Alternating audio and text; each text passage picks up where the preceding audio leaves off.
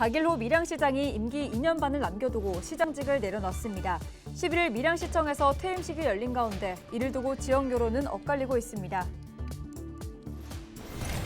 합천 영상 테마파크 수백억 횡령 사건과 관련한 감사원의 현장 감사가 마무리됐습니다. 조사에 따라 경찰 수사도 탄력을 받을 전망이어서 합천군의 긴장감도 커지고 있습니다.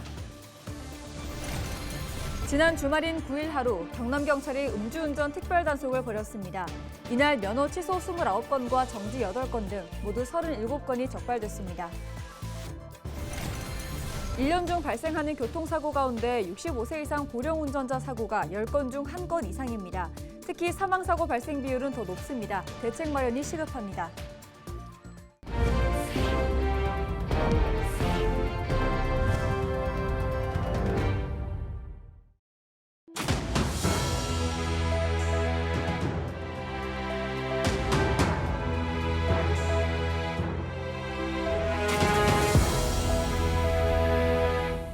시청자 여러분 안녕하십니까? 헬로티비 경남뉴스입니다.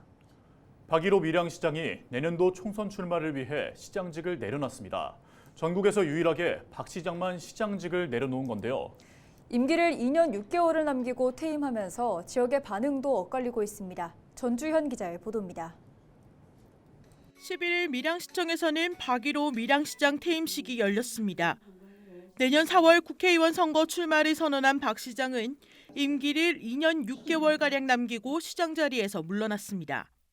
어쨌든 제가 임기를 끝내지 못하고 가는 부분에 대한 미안함, 또 남들은 약속이라고 이야기합니다. 그 약속을 지키지 못한 부분에 대해서는 제가 충분히 대가를 치러야 됩니다. 박 시장이 시장직을 내려놓으면서 줄줄이 선거도 우려되고 있습니다. 시장 자리가 공석이 되면서 새로운 시장을 뽑아야 하는데 지방의원이 시장 선거에 출마할 경우 이에 따른 보궐선거까지 치러야 하기 때문입니다. 시민들의 반응도 엇갈리고 있습니다. 그것이 비록 혈세로 쓰인다 하더라도 우리 손으로 뽑은 시장이기 때문에 존중해 줘야 되지 않겠나 그런 생각을 합니다. 좋기는 끝내고 하면 제일 좋지. 예전에 그런 거 많았잖아요. 뭐 도의원부터 시작해갖고 사람도 많이 끌리다니까 그래 자기 임기 다 끝내고 하면 참 좋았을 텐데. 지난 4월 창녕군수 보궐선거 당시에도 현직 도의원이 출마하면서 군수선거와 도의원 보궐선거가 함께 진행됐습니다. 당시 선거 비용은 14억 5천여만 원이 들었습니다.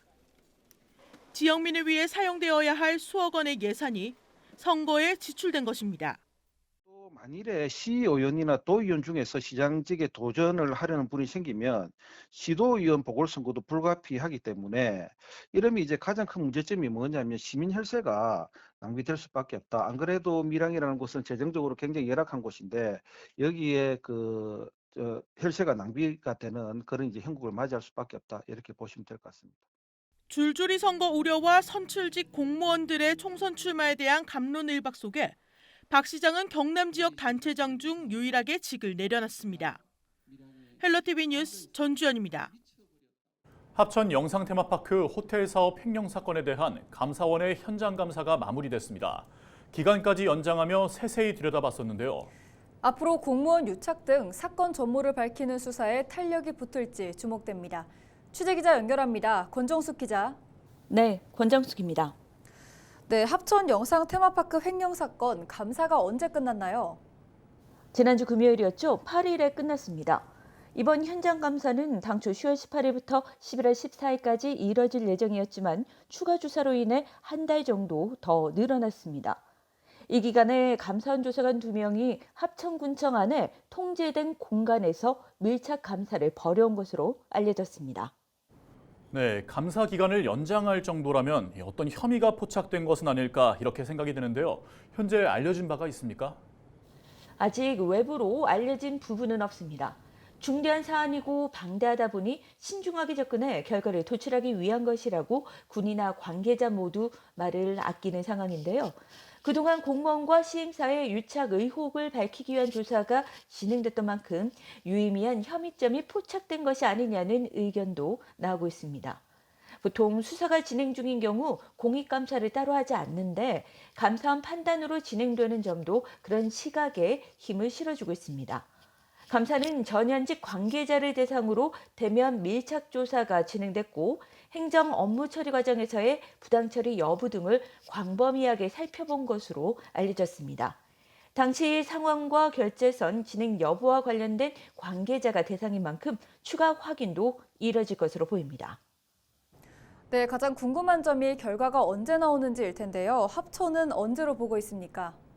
보통 행정업무 위법성에 중점을 둔 감사원 공익감사 결과는 청구일 기준 6개월 내에 나오는데요.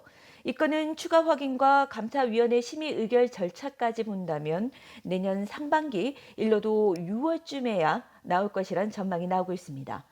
감사원은 이른 시일 내에 감사 자료를 경찰에 넘길 것으로 알려졌는데요. 조만간 공무원을 상대로 한 수사도 본격화될 것으로 보여 합천군의 뒤숭숭한 분위기는 당분간 계속될 것으로 보입니다. 네, 오늘 말씀 여기까지 듣겠습니다. 지금까지 합천 영상 테마파크 횡령 사건에 대해 권정숙 기자와 이야기 나눠봤습니다. 네, 다음 소식입니다.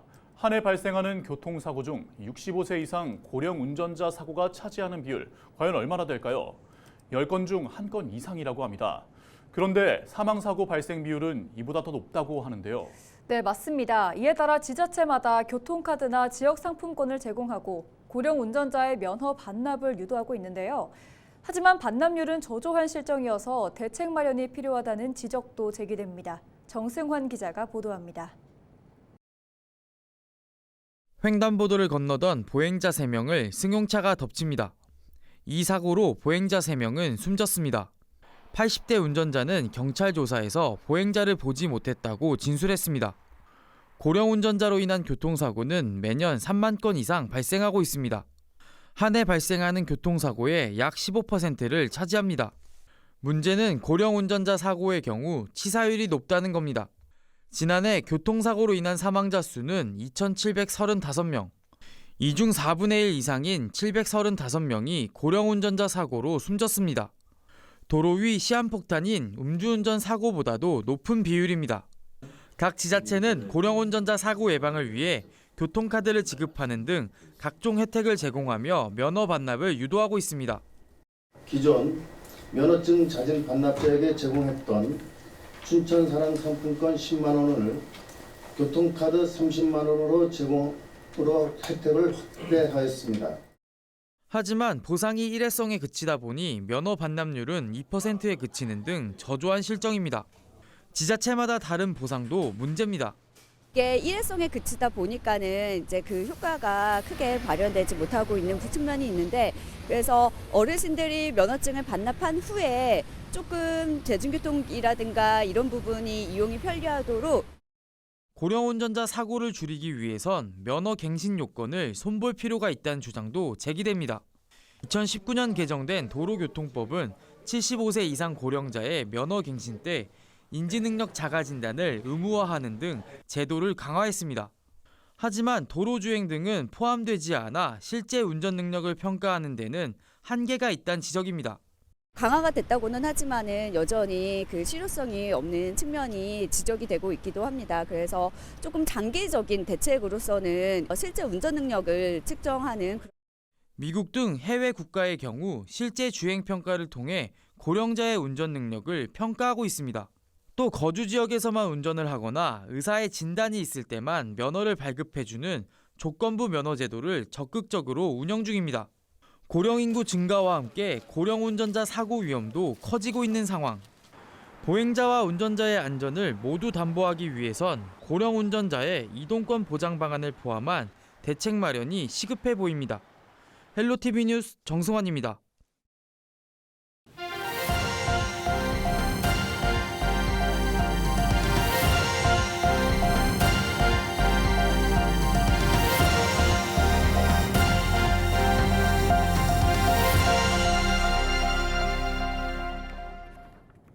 경남에서 올겨울 들어 처음으로 고병원성 조류 인플루엔자 AI 확진 사례가 나왔습니다.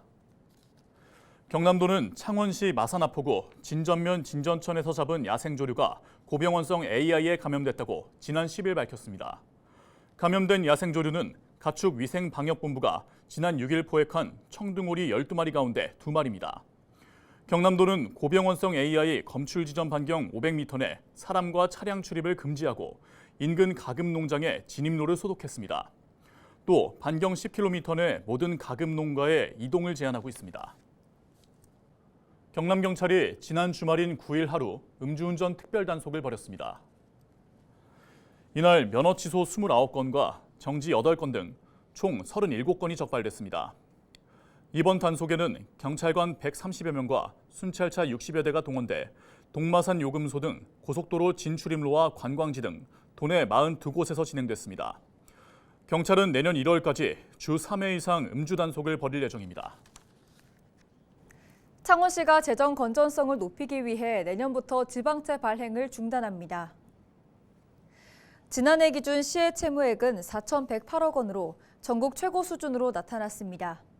주요 채무 내용은 장기 미집행 공원 보상 965억 원과 마산 해양신도시 보증 채무 이행 책임액 994억 원 등입니다. 이에 창원시는 지난해 지방채 300억여 원 조기 상환을 시작으로 올해는 지방채 발행도 100억 원 규모로 줄였습니다. 또 내년부터는 지방채 발행을 아예 중단할 예정입니다. 창원시는 지속적인 채무 관리를 통해 시 재정 건전성을 확보할 계획입니다. 문재인 전 대통령이 지난 8일 더불어민주당 경남도당에 특별당비 명목으로 500만 원을 입금했습니다. 민주당 경남도당은 문 전 대통령의 비서실을 통해 본인이 거주하고 있는 도당의 발전을 위한 특별당비 목적으로 입금했다는 사실을 확인했다고 밝혔습니다. 그러면서 당원 명부상 양산갑 소속의 민주당 권리당원으로 문 전 대통령은 주소지인 경남도당을 지정해 특별당비를 납부한 것이라고 전했습니다.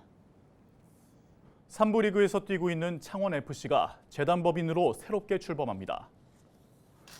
창원시는 11일 창원시청 시정회의실에서 재단법인 창원FC 제1차 이사회를 열었습니다. 이 자리에서는 재단법인 창원FC의 내년도 사업계획과 예산안 등에 대한 심의가 진행됐습니다.